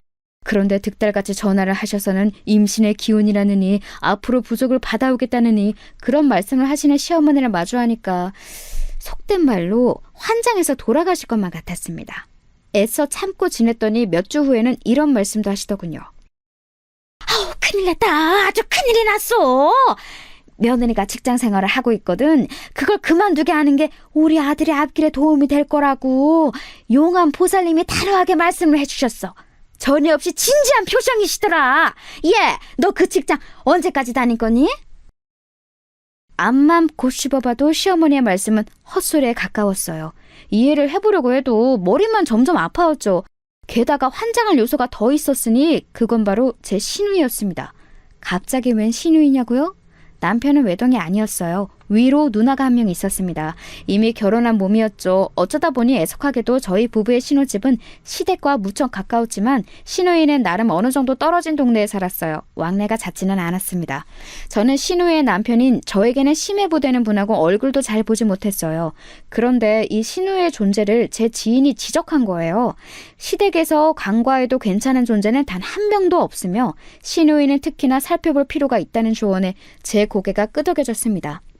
시부모님께서는 시누이 얘기만 나왔다 하면 세상에서 가장 속 터지는 이야기라도 들으신 분들 마냥 표정을 굳히셨고 남편은 우리 누나보다 골 때리는 사람을 본 적이 없어 라는 말을 연애할 때 저에게 슬쩍 한 바가 있었습니다. 그때는 흘려들었었는데 가만히 생각해보니까 왠지 시누이가 어떤 사람인지 제가 아직 전혀 모르고 있다는 게 왠지 이상한 거예요. 시어머니처럼 호들갑 떠시는 성격, 그 아래서 나온 딸이 저에게 전혀 아무런 상관을 안 하고 있다는 게 수상했습니다. 결혼을 한 지 꽤 된 지인 2명은 이유는 알 수 없으나 시댁 얘기를 들어봤을 때 왠지 그 시누이라는 존재가 싸하다 이런 의견까지 주더군요. 그건 너무 지나친 비약 같아서 저는 피식 웃어 넘긴 뒤 머릿속으로는 시누이에게 살짝 접근해볼 계획을 짰습니다. 이거 혹시 며느리하고 시누이하고 의외로 둘이 편먹고 으쌰으쌰 할 수 있는 거 아닐까? 내 시누이가 모전 여전하고는 아주 거리가 먼 사람일 수도 있어. 그렇다면 시누이를 든든하게 방패 삼으면 돼. 시누이한테 사주팔자에 대해 어떻게 생각하냐면서 온부도 뛰어봐야겠다. 나처럼 그런 걸 질색하면서 피곤해하는지 아닌지 반응을 보면 되잖아. 우선 남편에게 슬쩍 물어봤죠. 시누이 어떤 사람이냐고요. 그러자 저녁밥을 먹던 남편이 사례가 들렸는지 밥알을 뿜었습니다. 밥맛 떨어지기 싫이 제 얼굴에 반말이 다 튀었지만 미안하다고 호들갑 떠는 남편을 진정시키려고 애써 아무렇지 않은 척 웃으며 시누이에 대한 얘기를 이었습니다. 직장도 안 다니고 단시간 아르바이트만 하면서 아기 키우고 집안일 열심히 하는 완전히 내조의 여왕 같은데? 내 축축이 맞아? 어때? 뭐? 우리 누나가 내조의 여왕?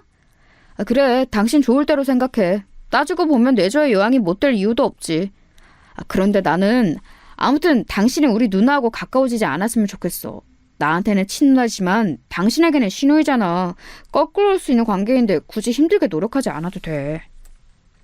언뜻 보면 저를 배려해주는 만점짜리 남편의 답변 같았지만 저는 이리저리 흔들리는 남편의 눈동자를 봐버린 뒤였습니다. 맞벌이 부모님 아래서 남동생 둘을 돌보며 산 제가 오지랖이 결코 적은 유형일 수는 없었죠. 무대포 같은 기질도 꽤 있었고요. 그래서 신우에게 스리슬쩍 연락을 해봤습니다. 은근슬쩍 시부모님의 사주팔자 미신맹신에 대해서 화두를 꺼내보았습니다. 그랬다가 제가 완전히 대화를 낚았어요. 아, 몰라. 짜증나 죽겠어.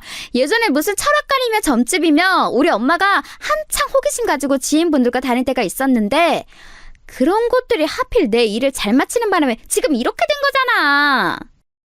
네? 형님 일이 잘 맞아떨어진 것을 계기로 어머님께서 그런 걸 맹신하시게 된 거였다고요? 헉, 형님의 사주풀이라도 기가 막히게 그런 곳에서 했었나 봐요? 아니면 미래 예견이라도 잘했던 걸까요? 아, 말도 마. 내가 빵에 들어갈 걸 대체 어떻게 알았는지 몰라. 나는 혹시 그런 곳에서 입을 나불거린 덕분에 내가 부정 타서 그렇게 된 건 아닐까 생각 중이야. 재수도 더럽게 없지.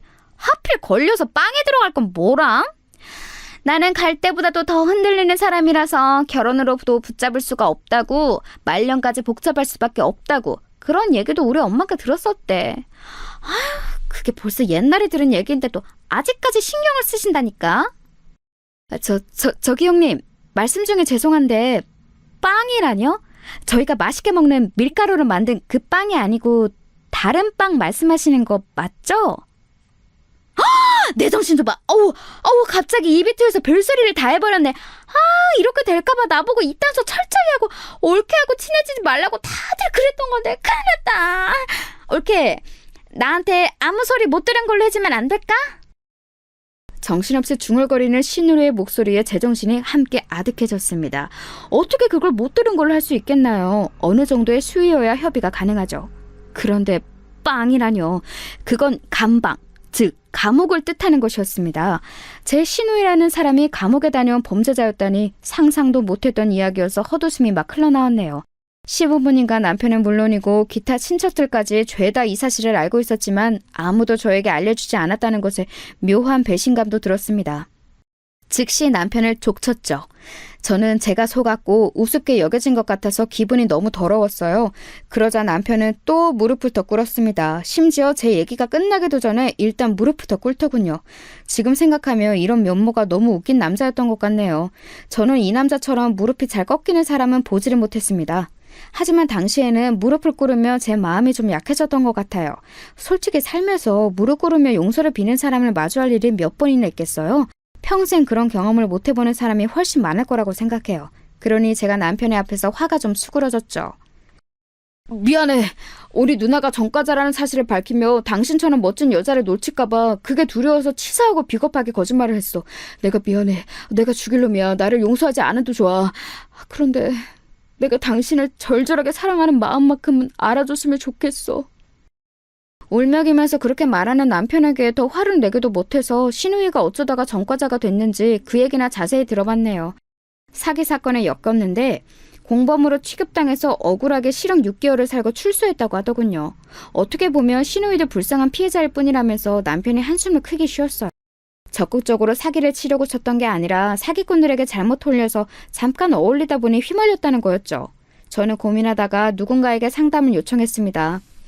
평생을 혼자서도 잘해요 하면서 살아왔던 저였건만 결혼한 이후로 도저히 혼자서는 머리를 싸매봤자 답이 안 나오더라고요.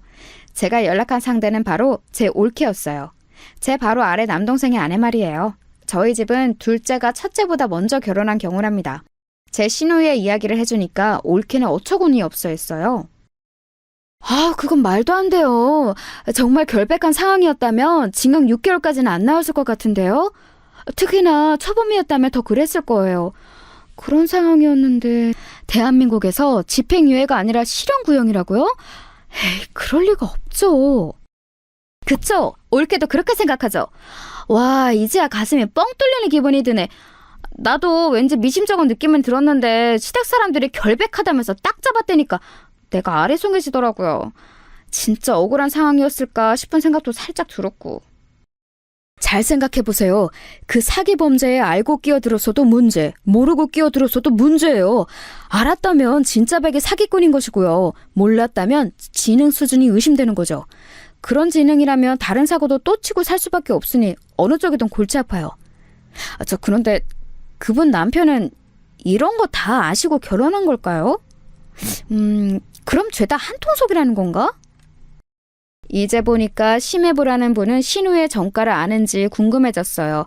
바로 얼마 뒤가 시댁에 1년에 몇 없는 제사였는데 그게 갑자기 반갑게 느껴지더라고요. 심해부를 만날 수 있으니까요.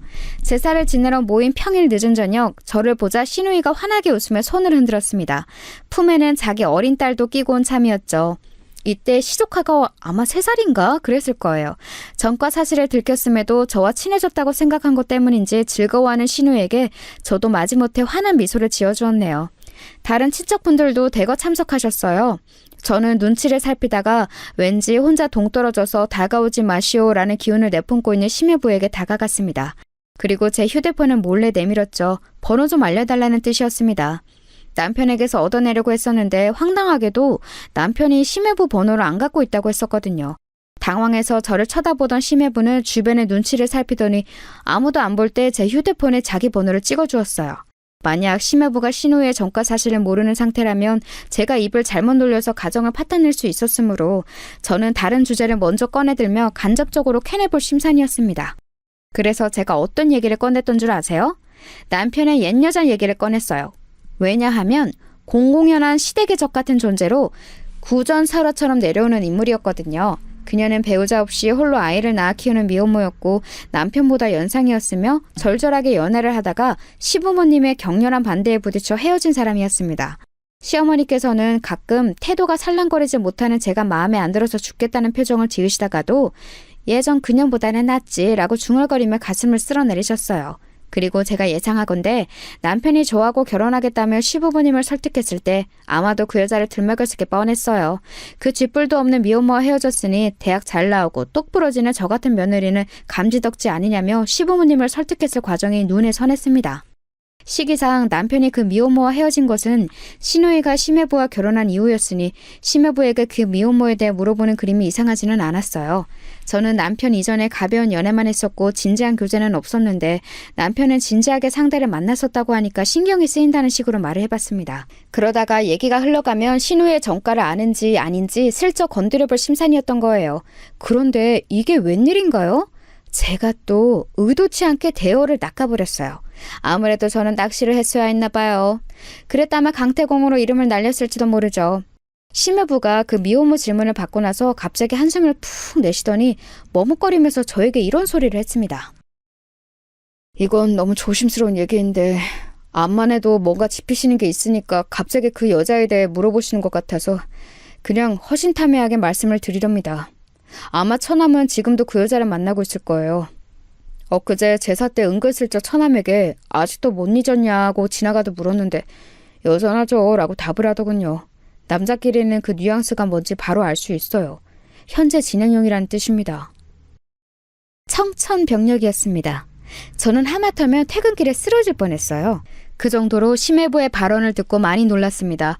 그렇게 놀랐다는 티를 내며 심해부가 입을 다물까봐 약간은 태어난 척을 했어요. 그랬더니 심해부가 한숨을 계속 쉬면서 자기 생각을 저에게 알려주더군요. 저하고 결혼할 때까지는 그 미혼모를 다시 안 만났을 텐데 왠지 결혼을 하고 나서 임무완수라는 심정으로 남편이 다시 그 미혼모와 만나기 시작했을 것 같다고 했어요. 시부모님의 눈을 완벽히 피하기 위함이었죠. 특히 시어머니께서 그 미혼모를 치가 떨리게 싫어하셔서 예전에 경기까지 일으키신 적 있다고 그랬습니다. 그 미혼모를 내쫓는 부적을 여러 장 받아오신 적도 있었다네요.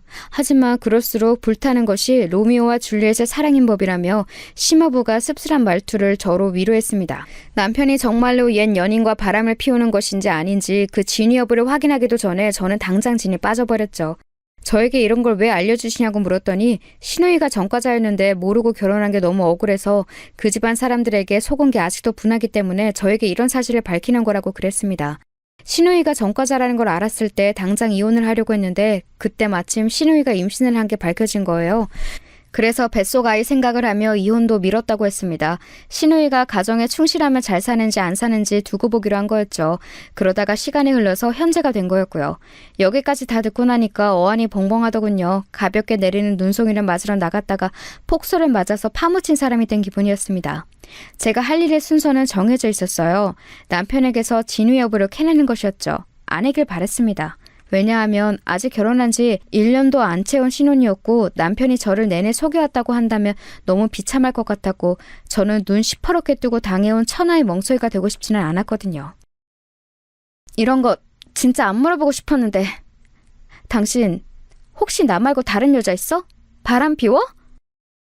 어떻게 그런 소리를 해? 왜 갑자기 그런 걸 묻는 거야? 무슨 일이 있었어? 다짜고짜 나를 의심하니까 나는 너무 당황스러워. 지금 솔직히 말하면 용서해 줄 수도 있어. 아니, 그냥 나부터 까놓고 말할게. 나 사실은 당신이 바람난 거 알고 있었어. 최근에 눈치챘어. 당신 전에 만나던 그 여자를 만나고 있는 거지? 이미 다 알고 있고 증거까지 하나 잡아놓은 뒤니까 추하게 발뺌을 안 했으면 좋겠어. 그러면 나 진짜 당신에게 너무 실망할 것 같아. 저의 철면피 같은 대응 능력이 또 한 번 빛을 발하는 순간이었다고 평가하고 싶네요. 증거? 그런 거 없었어요.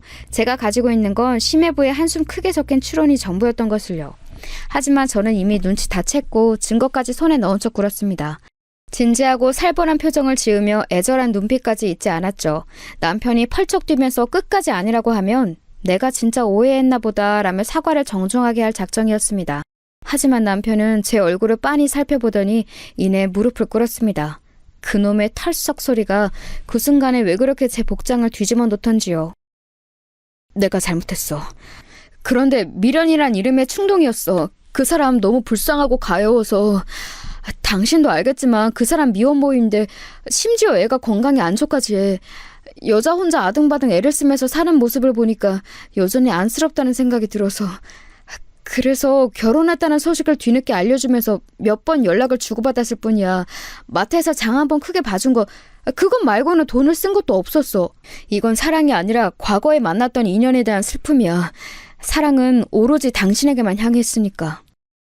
남편은 가슴을 치면서 울었습니다. 저는 참 바보도 아니고 그때 저를 향해 사랑이라는 단어를 입에 담는 남편에게 또 마음이 물러지고 말았어요.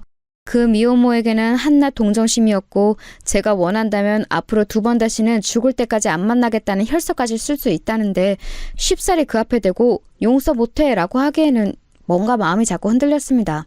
저는 남편에게 당장 각서를 쓰라고 그랬어요.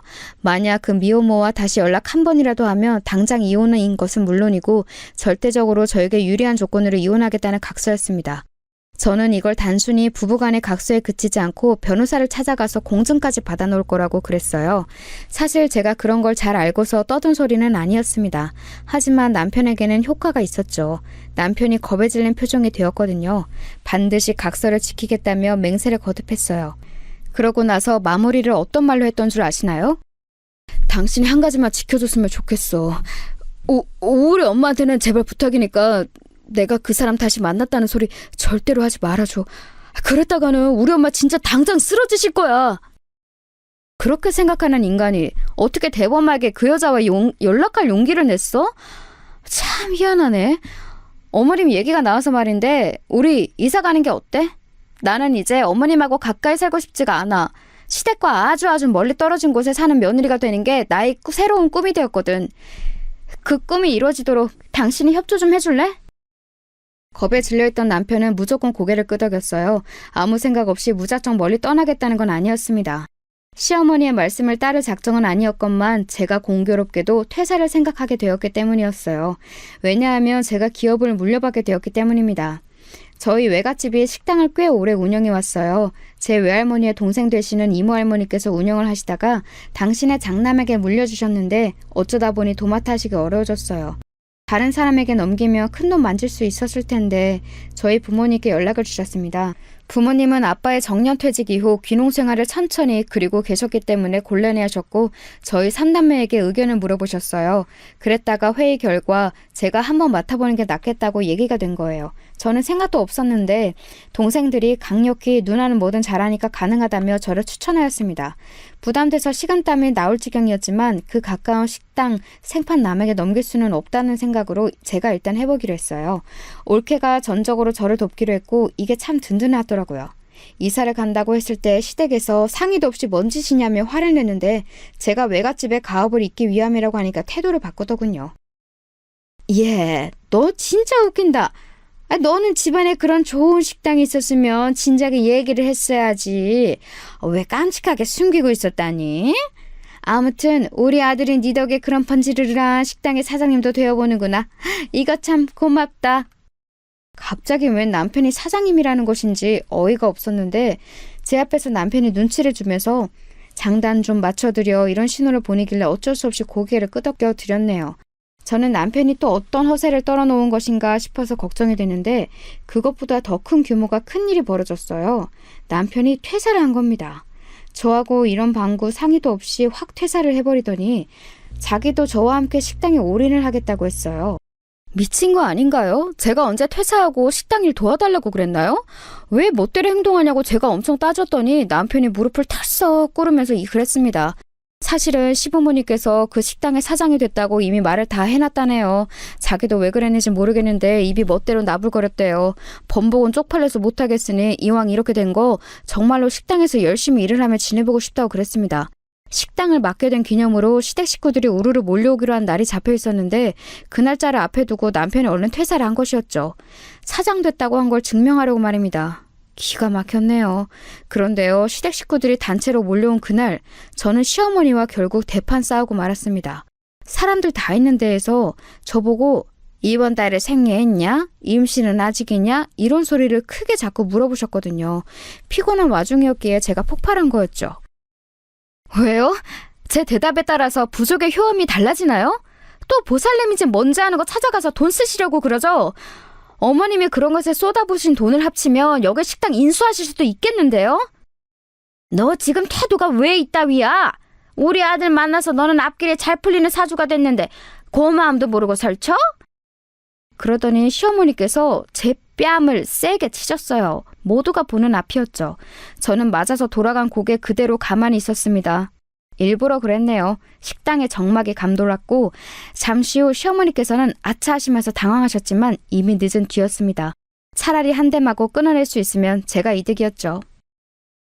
앞으로 안 뵙고 지내고 싶어요. 어머님 아들만 만나시든지 말든지 하시고 저는 찾지 마세요. 여기도 오지 마세요. 오시면 무조건 쫓아낼 겁니다. 싸늘하게 말한 저에게 반박할 수 있는 사람은 없었죠. 그날 이후로 저는 사는 곳의 거리가 멀어졌을 뿐더러 왕래하거나 안부를 여쭈하는 책임감에서 벗어나게 되었습니다. 해방이었네요. 남편은 제 눈치를 살피며 중간에서 고군분투를 해댔고요. 그런데 갑작스러운 소식이 들려왔어요. 시누이 부부의 이혼이었습니다.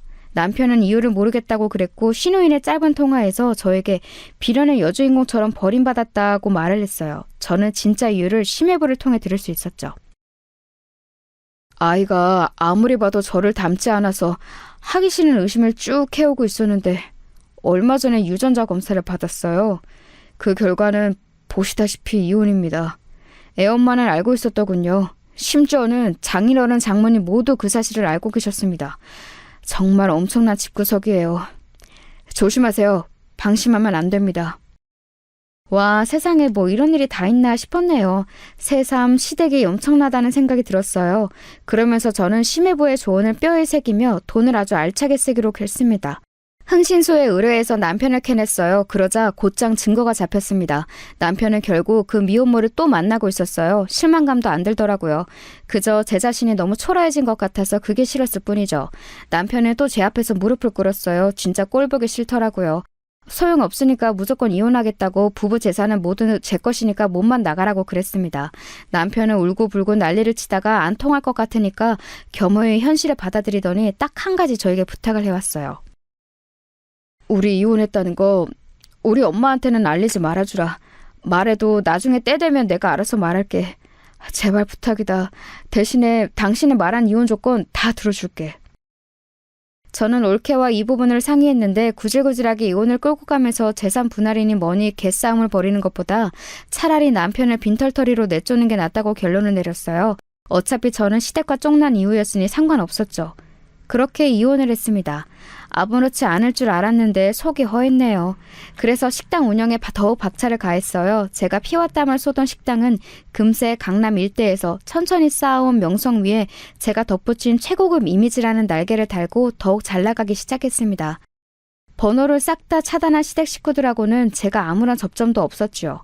그런데 시간이 꽤 흐른 어느 날이었습니다.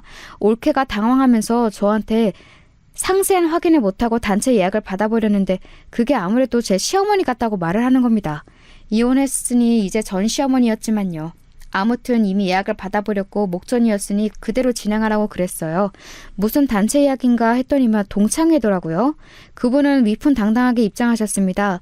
동창분들이 우아하시면서 자리에 앉으셨죠. 이런 최고급 한의실에서 동창회를 갖게 된다는 게 다들 즐거우신 듯했어요.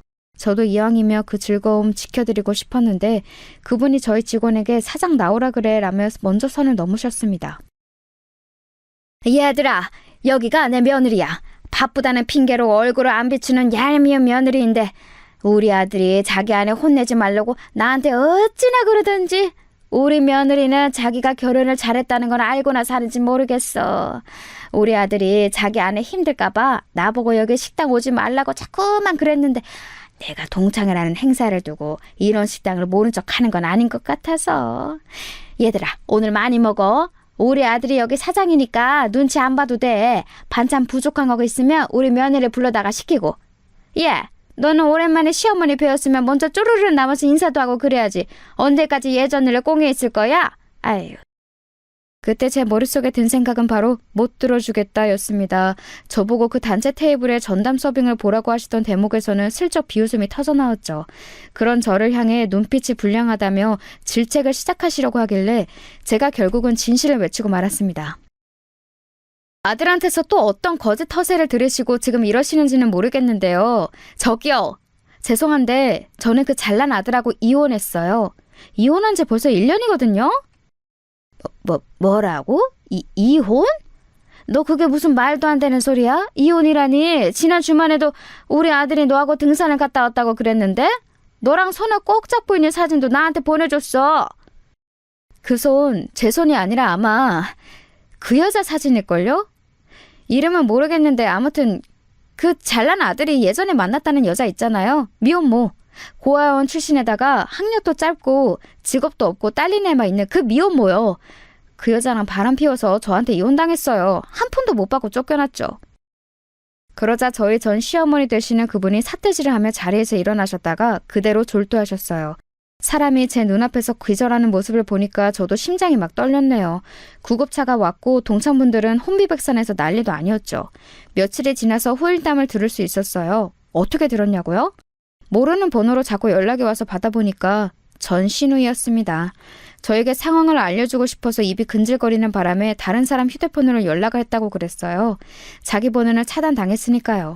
와, 도대체 이토록 가벼운 뇌를 지닌 사람이 존재할 수가 있는 걸까 하는 근본적인 의문이 들었습니다. 아무튼 전 신우이가 알려준 내용은 이러했어요. 전 남편은 알고 보니 그 미혼모의 아이가 자기 아이라고 생각했기 때문에 인연을 끊지 못했다는 겁니다. 자기 아이를 외롭게 홀로 낳고 묵묵하게 키워온 미혼모에게 너무 미안한 죄책감이 들어서 그래왔던 것이죠. 그걸 알고서 전 시부모님 두 분이 거의 기절을 하셨다가 정신 차리고 유전자 검사를 했는데 웃긴 건 친자 불일치였다네요. 그래서 이번에는 전 남편이 거의 기절을 했죠. 미혼모가 철저하게 처연한 연기를 해온 것에 전 남편이 속아온 것이었습니다. 전 남편은 죽겠다고 난리를 쳤고 전 시어머니는 울부짖으며 집안의 부적들을 박박 찢어버렸대요. 그리고 저를 놓친 게 아까워 미치겠다고 하시며 가슴을 치셨다더군요. 이런 이야기를 신나서 떠드는 전 시누이 또한 저는 엄청난 인물이라고 생각을 했네요. 제가 너무 궁금해서 한번 물어나 봤습니다. 전 시누이의 아이는 그럼 대체 누구 아이냐고요. 그랬다가 또 엄청난 대답을 들었네요. 올케도 아는 사람이야. 그 TV에도 종종 나와. 이혼을 당한 후로 아이 친부에게 연락했어. 그랬더니 입막음 비용으로 돈을 많이 주더라. 이걸로는 부족하니까 다달이 보내라고 그랬더니 이를 악물면서도 다달이 붙이긴 하던데. 그래서 나는 아이하고 그걸로 먹고 사는 중이야. 아참, 우리 부모님한테는 이거 절대 비밀이야. 친부는 누구인지 모르고 나는 열심히 살기 위해서 일 다닌다고 거짓말 해놨거든. 그게 진실인지 아닌지는 모르겠지만 제가 그 얘기를 왜 하고 다니겠어요? 저하고는 상관도 없죠. 그리고 저는 이제 올케 아니에요. 제가 떨떠름하게 답하고 전화를 끊은 후에 그 번호도 차단을 했습니다. 하여간 이 집안하고는 영영 인연을 끊는 것이 상책이겠더라고요. 정말이지 정신이 하나도 없는 결혼 생활이었습니다. 대체 어떻게 하면 그런 집안이 있을 수 있나 싶을 정도인데요. 그렇기에 지금 누리고 있는 안락함이 더 소중하게 느껴지는 걸지도 모르겠습니다.